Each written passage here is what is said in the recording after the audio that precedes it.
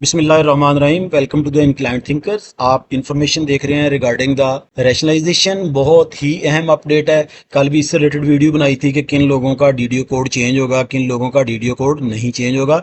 आज मैंने चीज़ों को सेग्रीगेट किया है, किन लोगों का डीडीओ कोड चेंज होना और किन का नहीं होना।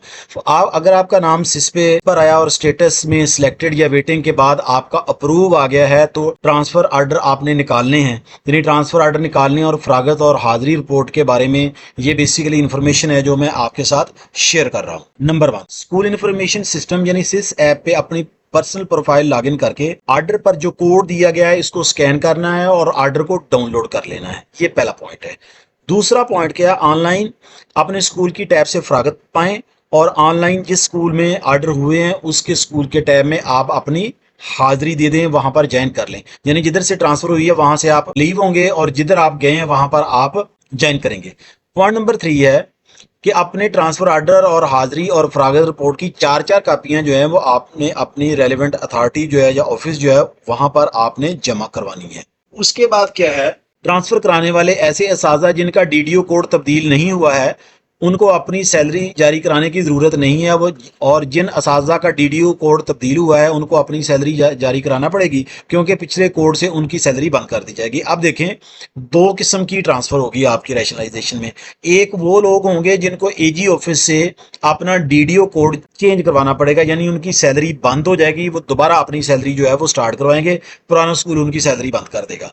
और एक लोग वो होंगे जिनकी सैलरी बंद नहीं होगी, उनको एजी ऑफिस से सैलरी स्टार्ट नहीं करवानी पड़ेगी। ये इंतहाई अहम इंफॉर्मेशन है, इस पे आपने ध्यान करना है। सबसे पहली बात, डीडीओ कोड कैसे बदलता है, यानी कौन कौन सी टर्म एंड कंडीशन है कि डीडीओ कोड चेंज होगा। जब आप प्राइमरी या एलिमेंट्री स्कूल से हाई या हायर सेकेंडरी स्कूल में जाते हैं तो डीडीओ कोड तब्दील हो जाता है। यानी एक टीचर अगर प्राइमरी या मिडिल स्कूल में काम कर रहा था, वो हाई स्कूल या हायर सेकेंडरी स्कूल में चला गया है तो उसका डीडीओ कोड तब्दील होगा, पिछले स्कूल से सैलरी बंद हो जाएगी, नए स्कूल से निकलवानी है। बिल्कुल इसी तरह हायर सेकेंडरी या हाई स्कूल से जिन टीचर्स की ट्रांसफर प्राइमरी स्कूल में या एलिमेंट्री स्कूल में होगी तो उनका डीडीओ कोड भी तब्दील होगा। ये इंतहाई इंपॉर्टेंट पॉइंट है। यानी प्राइमरी या मिडिल स्कूल से आप हाई या हायर सेकेंडरी स्कूल में गए हैं, आपकी सैलरी पिछला स्कूल बंद करवा देगा, आपने अपना डीडीओ कोड एजी ऑफिस से चेंज करवाना है। इसी तरह हाई या हायर सेकेंडरी स्कूल से जब आप प्राइमरी या मिडिल स्कूल में आएंगे, हाई या हायर सेकेंडरी स्कूल आपकी सैलरी बंद करवा देगा, आपने अपना डीडीओ कोड चेंज करवा के अपनी सैलरी जो है वो दोबारा स्टार्ट करवानी है। ये पहला पॉइंट था।